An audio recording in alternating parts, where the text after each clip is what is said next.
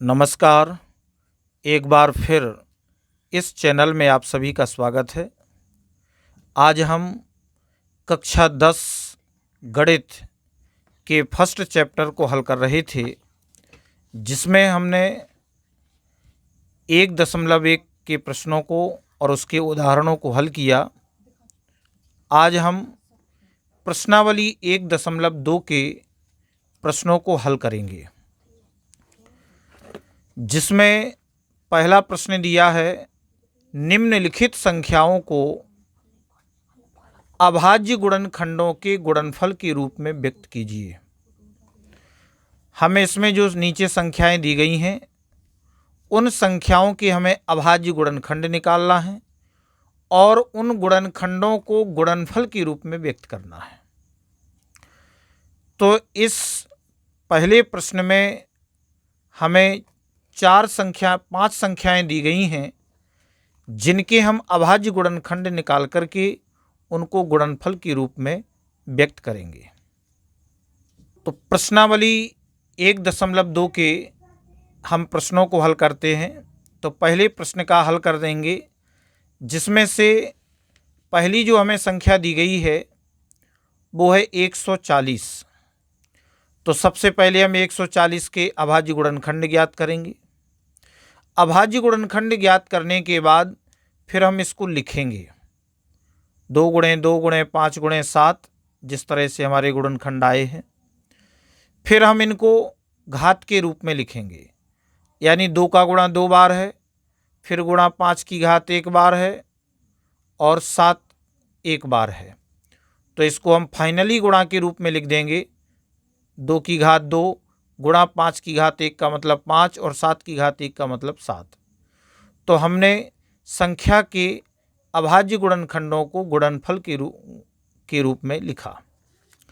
अब इसमें जो दूसरा दिया गया है 156, तो 156 के हमने गुणनखंड किए और सबसे पहले हमने गुणनखंड करने के बाद गुणनफल के रूप में लिखा और फिर 2 का गुणा 2 बार, फिर 3 1 बार है और 13 1 बार है।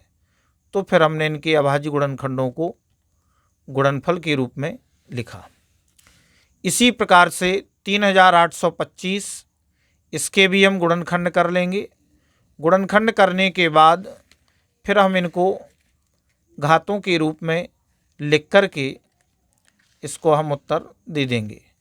और चौथे नंबर में 5005 दिया है, इसके हमने अभाज्य गुणनखंड किए और इनको गुणनफल के हमने रूप में लिखा। इसके बाद अंतिम 5वें में 7429, इसके भी हमने गुणनखंड किए। इसको पहले 17 से विभाजित किया, फिर 19 से, फिर 23 से, और इसके भी हमने गुणनखंडों को लिखा। इस तरह से हम पहले प्रश्न के सभी संख्याओं के अभाज्य गुणनखंडों को हमने किसके रूप में, गुणनखंडों के गुणनफल के रूप में व्यक्त किया है। अब हम दूसरा प्रश्न देखते हैं कि पूर्णांकों के निम्नलिखित युग्मों के, अब हमें जो पूर्णांक नीचे दिए जाएंगे वो युग्म के साथ हैं, युग्म अर्थात जोड़े के साथ। तो पूर्णांकों के निम्नलिखित युग्मों के HCF और LCM ज्ञात कीजिए तथा इनकी जांच कीजिए कि 2 संख्याओं का गुणनफल बराबर HCF गुणा LCM है। तो हमें इसमें 2 काम करने हैं। पहले तो हमें जितनी संख्याएं जोड़ युग्मों के साथ दी गई हैं उनका हम HCF निकालेंगे, LCM निकालेंगे और निकालने के बाद यह जांच करेंगे कि उन दोनों संख्याओं का गुणनफल क्या HCF और LCM के गुणनफल के बराबर होता है। तो इस प्रश्न को कैसे हल करेंगे, तो अब हम दूसरे प्रश्न को हल करते हैं, जिसमें पहला नंबर दिया है संख्या युग्म के साथ है 26 और 91।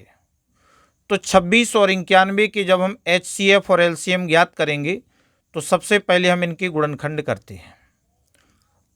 26 के गुणनखंड किए और 91 के गुणनखंड किए। 91 को पहले हमने 7 से विभाजित किया, 13 7 91, 13 1 13। इसके बाद हमने 26 के गुणनखंड लिखे, 2 गुणे 13, और 91 के गुणनखंड लिखे, 7 गुणे 13। अब हम सबसे पहले निकालेंगे इसलिए 26 और 91 का HCF। अब आप यहाँ ध्यान देंगे, जब हम HCF निकालते हैं तो HCF निकालने में हम इस बात का ध्यान रखते हैं, इसके पहले भी हमने प्रश्नों को हल किया है, कि प्रत्येक अभाज्य गुणनखंडों की उभयनिष्ठ सबसे छोटी घातों का गुणनफल। प्रत्येक यानी ये 2 दिए हैं तो इनके प्रत्येक अभाज्य गुणनखंड, और ये अभाज्य गुणनखंड के रूप में हैं, तो हमें इनमें से HCF में देखना है उभयनिष्ठ, यानी जो दोनों के पास हो। यहाँ पर 2 संख्याएं हैं जोड़े से, तो यहाँ भी 13 है, यहाँ भी 13 है, यहाँ 2 है, यहाँ 7 है, तो ये कॉमन नहीं है, ये कॉमन है। 13 कॉमन है, तो हम एक कह देंगे कि अच्छा, इसमें कॉमन के बाद हमें देखना है सबसे छोटी घातों का गुणनफल, तो इनमें सबसे छोटी घात एक ही है, तो 26 और 91 का HCF 13 होगा। इसके बाद फिर हम देखेंगे 26 और 91 का LCM।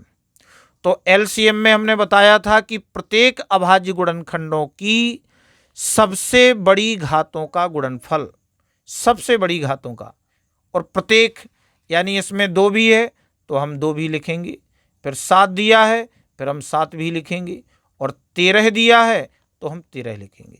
इसमें हम सबसे बड़ी घातों को लिखते हैं, और HCF में उभयनिष्ठ सबसे छोटी घातों को लिखते हैं।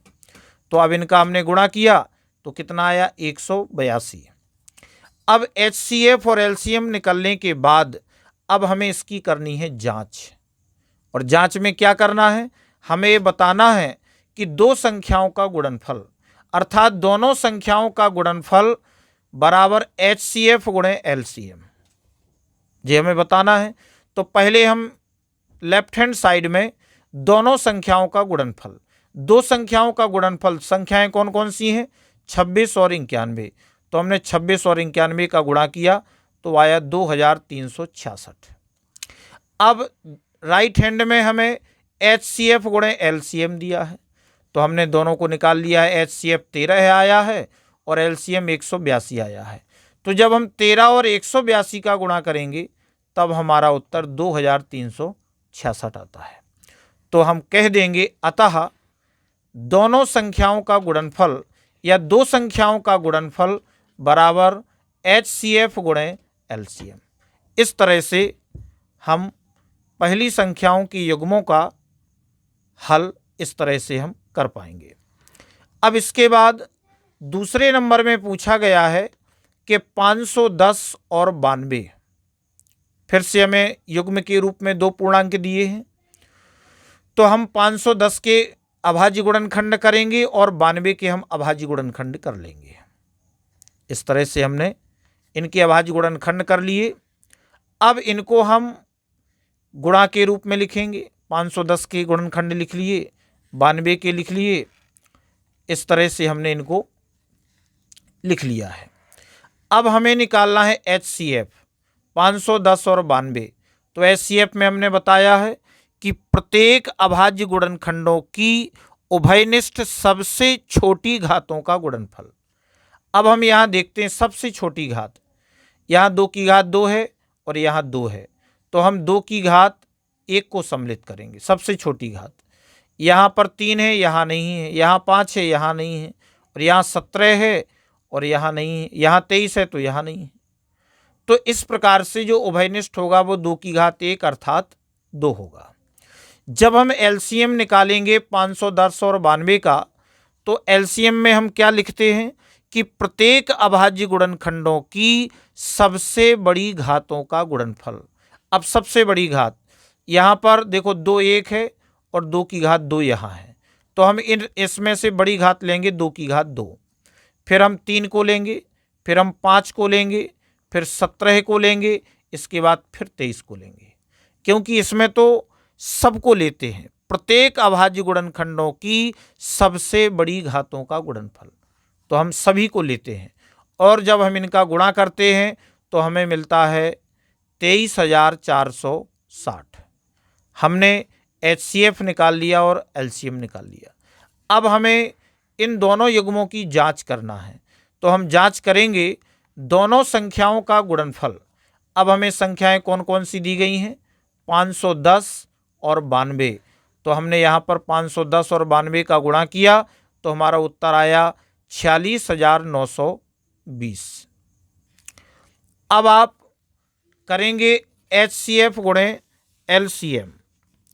तो जब हम HCF गुणा LCM करेंगे तो हमारा HCF आया था 2 और LCM आया था 23,460, और जब हम इसका गुणा करते हैं तो हमें 46,920 प्राप्त होता है, जो कि दोनों संख्याओं के गुणनफल के बराबर है। अतः दो संख्याओं का गुणनफल बराबर HCF गुणे LCM। इस प्रकार से हमने दूसरी युग्मों को हल किया। अब हम दूसरे प्रश्न के तीसरे नंबर में जो युग्म दिया है 336 और 54, तो इसी प्रकार से हम इसके भी सबसे पहले अभाज्य गुणनखंड करेंगे। 336 और 54 के हमने इस तरह से अभाज्य गुणनखंड कर लिए। करने के बाद फिर हम इनको गुणनफल के रूप में 336 के हमने गुणनफल के रूप में लिख लिए 2 की घात 4 गुणे 3 की घात 1 गुणे 7 की घात 1, और इसी प्रकार से 54 के हमने अभाज्य गुणनखंड लिख लिए। अब हम दोनों संख्याओं को HCF और LCM ज्ञात करेंगे, इसलिए 336 और 54 का HCF, तो HCF में हम जानते हैं कि प्रत्येक अभाज्य गुणनखंडों की उभयनिष्ठ सबसे छोटी घातों का गुणनफल। अब यहाँ देखो 2 की घात 4 है और यहाँ 2 की घात 1 है, तो हम यहाँ पर उभयनिष्ठ है तो हम सबसे छोटी घात लेंगे। यहाँ पर 3 की घात 1 है, यहाँ 3 की घात 3 है, तो हम यहाँ पर 3 की घात 1 लेंगे। इसके बाद यहाँ 7 है तो यहाँ नहीं है, अब नहीं है, तो अब हम इसको सरल कर देंगे। 2 एकम 2 रहेगा और 3 एक बार है तो 3 रहेगा और 2 तिहाई 6। इस तरह से हमें इसका HCF मिल गया 6।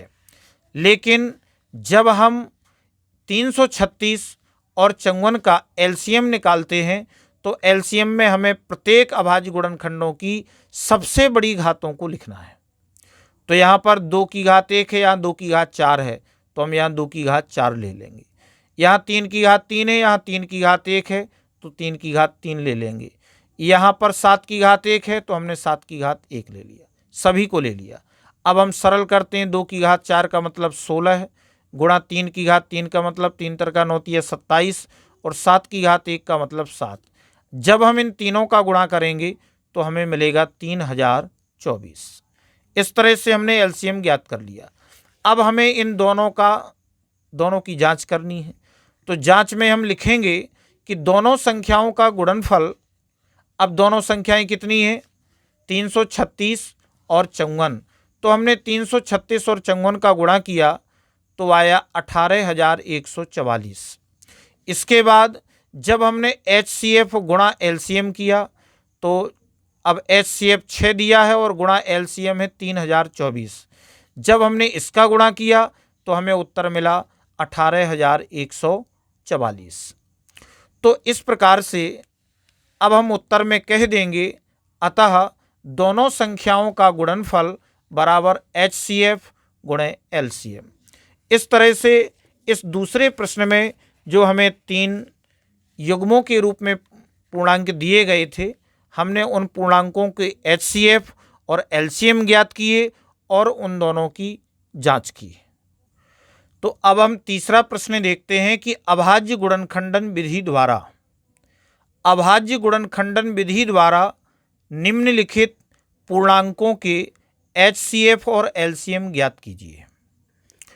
तो यहाँ पर भी हमें यहाँ पर 3, 1, 2 और 1, 3, और इन तीनों में हमें तीन पूर्णांक दिए गए हैं। तो अब हम 3 पूर्णांकों के HCF और LCM कैसे ज्ञात करेंगे, अभाज्य गुणनखंडन विधि द्वारा। तो तीसरे प्रश्न के पहले नंबर को हम हल करते हैं, जिसमें हमें संख्याएं दी गई हैं 12, 15 और 21। तो सबसे पहले हम इसके अभाज्य गुणनखंड निकालेंगे। 12, 15 और 21 के हमने अभाज्य गुणनखंड निकाल लिए। अभाज्य गुणनखंड निकालने के बाद हमने फिर इनको लिखा। 12 बराबर 2 की घात 2 गुणे 3, 15 को लिखा 3 गुणे 5, 21 को लिखा 3 गुणे 7। अब हमें इनका HCF निकालना है। HCF निकालेंगे 12, 15, 21।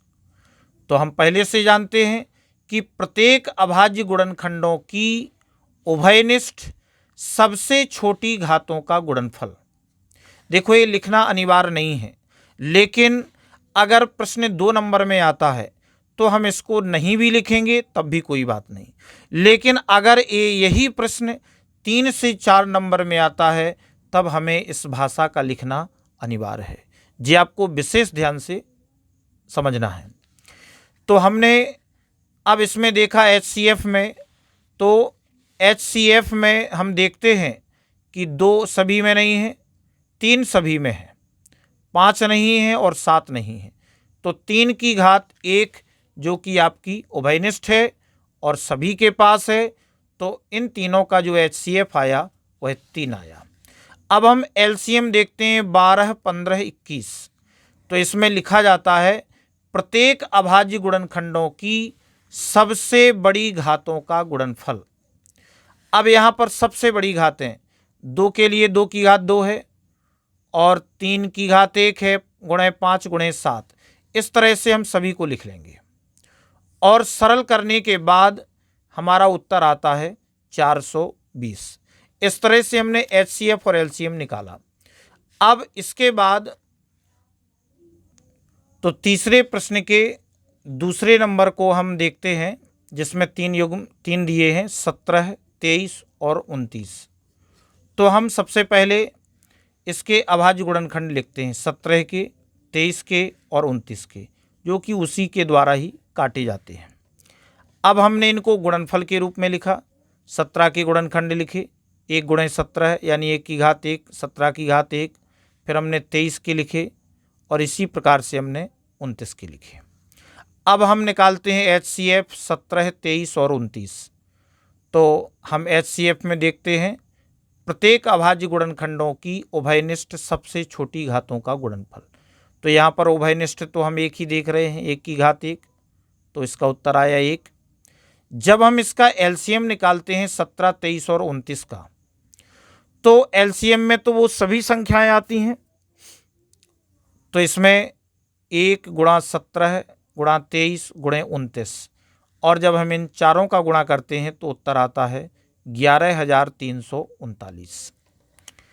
इस प्रकार से अब हम उत्तर में बता देंगे कि अतः HCF बराबर 1 तथा LCM बराबर 11,339। अब हमें इसके बाद तीसरे नंबर में 8, 9 और 25 ये युग्म दिए हैं। तो हमने यहाँ भी सबसे पहले 8, 9 और 25 के अभाज्य गुणनखंड ज्ञात किए। अभाज्य गुणनखंडों को फिर हमने गुणनफल के रूप में लिखा। गुणनफल के रूप में लिखने के बाद फिर हमने इसका HCF 8, 9 और 25 का देखा, तो इनमें भी जो है उभयनिष्ठ 1 की घात 1 अर्थात 1 आता है। और जब हम LCM 8, 9 और 25 का निकालते हैं तो फिर इन सभी को लिखते हैं 1 की पावर 1, 2 की पावर 3, 3 की पावर 2 और 5 की पावर 2। और जब हम इसको सरल करते हैं 2 की घात 3 मतलब 8, 3 की घात 2 मतलब 9 और 5 की घात 2 मतलब 25। फिर हमने इन चारों का गुणा कर दिया तो आ गया 1800 यानी 1800। इस प्रकार से हम उत्तर में बता देंगे अतः HCF बराबर 1 तथा LCM बराबर 1800। इस प्रकार से इस 1.2 प्रश्नावली के 3 प्रश्नों तक हमने हल किया। आज के इस वीडियो में बस इतना ही, और नेक्स्ट वीडियो में हम इसके शेष प्रश्नों को हल करेंगे। तब तक के लिए धन्यवाद।